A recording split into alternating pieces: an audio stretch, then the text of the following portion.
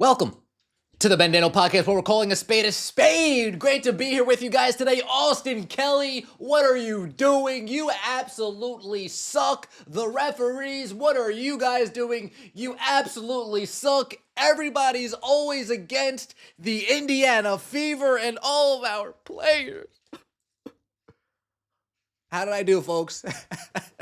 How did I do deflecting blame from all the players and just pinning it on the coach and pinning it on the referees? That would be easy. That would be easy. I watched the game last night, and I was so disappointed with what I saw. I was so beat down with what I saw. I was so demoralized by that second half.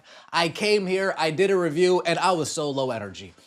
I was so low energy, and I said to myself, you guys don't deserve that, right? Just because the Fever decided to mail it in and play low energy doesn't mean I need to come here and mail it in and be low energy, right? You guys deserve far better than that. The Indiana Fever lose 88-77 in a lackluster performance. Caitlin Clark, we all know she had one of her worst games ever. The Indiana Fever in that second half completely packed it in. Did Austin Kelly have a bad coaching game? No, I don't think so. Two things I didn't like that I saw. The Fever 5, we went on a run in the first quarter. After being down 7-2, we went on a run. Fever 5, get in there, get us the lead, extend it. Perfect. We didn't see that same Fever 5 until the fourth quarter. Gripe number one, till late in the fourth quarter, mind you. Gripe number one. Gripe number two, when the offense is getting stagnant and we're having trouble putting the ball in the hoop, spam pick and roll, spam pick and roll, spam pick and roll, spam pick and roll, spam pick and roll. That would be gripe number two. Other than that, I don't think this was on Austin Kelly.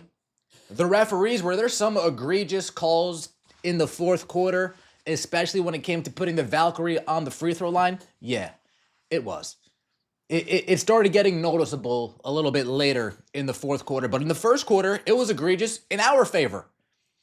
In the first quarter, the foul calls were egregious in our favor. We got it in the first, they got it in the fourth. Were the referees the reason why we lost this game? No. If I had to divide it up, because we like those pies, if I had to divide it up, 75% goes to the players, and the other 25% can get split up between the head coach and the referees. That's my story, and I am sticking to it. Let's get right into it. Natasha Howard, 13 points, 5 rebounds, 6 for 11. All right. Aaliyah Boston, 17 points, 12 rebounds, 5 personal fouls. Aaliyah Boston, foul trouble is going to haunt her until the day she retires. Hands up, we don't know. We always do hands over. Setting an actual screen, we don't know. We always want to slide our butt and do a moving screen. It is what it is. Kelsey Mitchell, 16 points, 4 turnovers, a couple really bad turnovers, 1 for 5 from the three-point line. I'm going to continue to say this. If anybody sees this and sees Kelsey Mitchell on a daily basis, Kelsey, if this is your range and 2 steps back is outside your range, shoot within your range. Take a step within the arc and shoot the long 2. Shoot the mid-range. If you're a mid-range shooter, shoot the damn mid-range, because I'm tired of seeing 1 for 5, 1 for 7, 2 for 8, 2 for 7. I don't want to see that anymore. Shoot the long 2, please. Lexi Hull, 3 points, 3 rebounds, 3 assists. 1 for 5. Lexi Hull made a 3-pointer in the first 5 minutes of the first quarter and didn't score the rest of the game. Caitlin Clark, 3 for 14. 0 for 7 from 3. 11 points, 9 assists, 7 rebounds, 6 turnovers. At least 3 of those turnovers off the bat. Folks, I rewatched this game this morning. Did I leave that part out? Yeah. I rewatched this game. I told you, I was low energy. I was beat down. I said, you don't deserve that. Let me go to sleep. Let me rewatch it. I wrote down some notes just so I could flesh out some of my thoughts a little bit better. At least 3 turnovers off the bat were very bad from Caitlin Clark. 0 for 7 from the three-point line.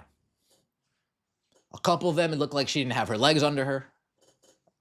One of the threes, we were rocking and rolling in the first quarter, and that was like a let me try to put the nail in the coffin early type three. That's a Caitlin Clark shot that we're used to.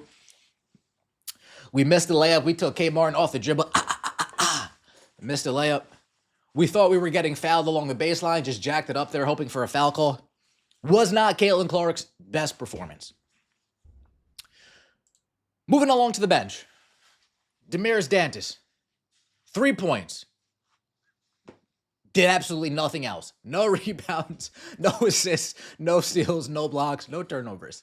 Brianna Turner, Michaela Timpson, they got in for 29 seconds. Sydney Colson, 5 points. I wouldn't even know if Sydney Colson did anything. She hit 1 3, and that was really the impact that Sydney Colson had. She had 1 3 in the first half, and then she had a drive floater off the backboard in the third quarter that put an end to a Golden State run as the Golden State destroyed us from the last 14 minutes. Sophie Cunningham, she hit 2 threes in the first quarter. She scores 3 points the rest of the game.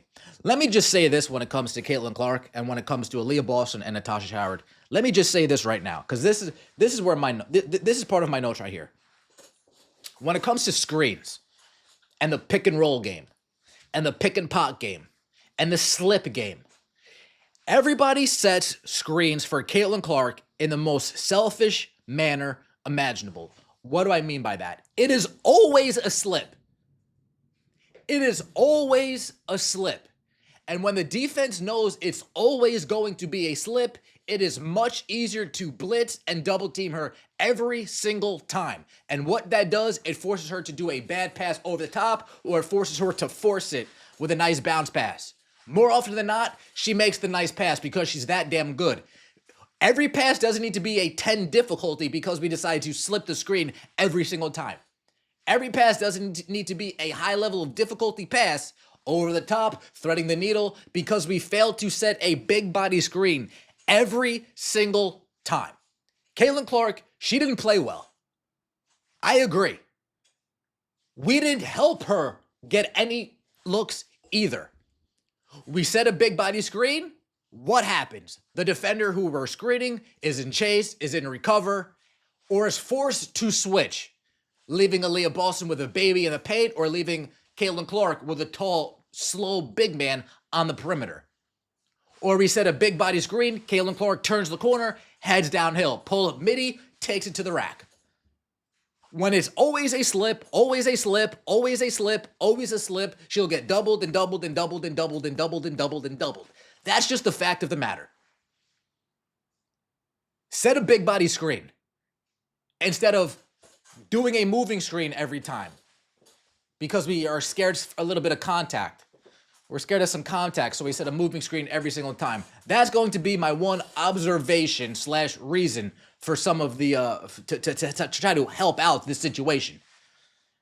It's always a slip. Bad shooting day. I agree. Her teammates didn't help her out either. If Caitlin Clark's not going off, dominating the game, it's going to be like what happened yesterday. It's going to be like what happened last night. Let's get into this. The Golden State Valkyrie open up on a 7-2 run. Austin Kelly calls a timeout. Fever respond with a 14-0 run. We get the Fever 5 in there. We don't see that lineup again until the last 4 minutes of the fourth quarter. The Indiana Fever lost this game in the second half. No doubt about it. 11 turnovers in the second half for the Indiana Fever. 25% from the field in the second half by the Indiana Fever. The Golden State Valkyrie won on a 47-23 run to close out the game. The Indiana Fever had the lead, 54-41, with 4 minutes and 43 seconds left. The Indiana Fever had the lead, 54-41, with 4 minutes and 43 seconds left. The Golden State Valkyrie come out of a timeout, hit us in the mouth, and we roll over and die.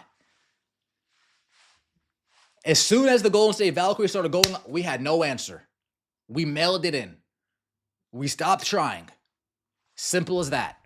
We stopped being aggressive. Clark stopped being aggressive. It was bad. It was very bad. And I know Golden State Valkyrie are better than a lot of us thought. Golden State Valkyrie was missing half their team. Just so we're all on the same page. The players lost this game. The coaching didn't lose us this game. The referees didn't lose us the game. The players lost us this game. Between a bad performance from CC, it happens. Jokic isn't going to give us a triple-double every game, right? Steph Curry isn't going to splash 8 threes every game. Bad games happen. Yesterday was a bad game. Golden State Valkyrie shoot 56% in the second half. They only commit 3 turnovers. 56% in the second half. They only commit 3 turnovers, and their bench dominated us. Tiffany Hayes, 14 off the bench. Chloe Bibby, in her first WNBA game ever, 12 points off the bench. Letitia Amy here, 10 points, 4 blocks, 3 assists. She played nice. She looks like Kalia Copper, to be honest, a tall version of Copper. Kate Martin, 9 points off the bench. Golden State, league high, 4 players away at Eurobasket. They outscored our bench 45-17. We had 6 fast break points and 16 turnovers. That's the game right there. Between the turnovers, between the piss poor shooting, we're not going to win that game. And the Golden State Valkyrie, they tried their ass off. They played hard. They fought hard. They were physical in the paint. This team is soft. That's a fact as well. Insert player here, other than Sophie Cunningham. Soft. It is what it is. Insert player here, other than Sophie Cunningham. Soft. We're always on the receiving end of getting punked. It is what it is.